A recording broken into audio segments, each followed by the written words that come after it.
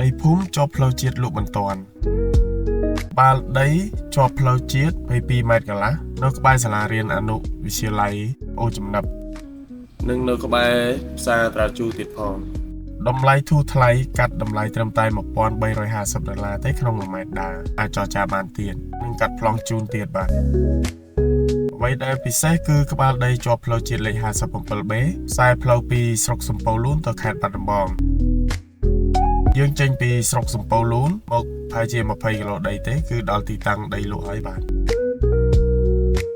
ទទំហំដីជាប់ផ្លូវជាតិ22ម៉ែត្រកន្លះនិងបណ្ដោយ75ម៉ែត្រនិងទំហំដីសរុប1312ម៉ែត្រការ៉េកន្លះ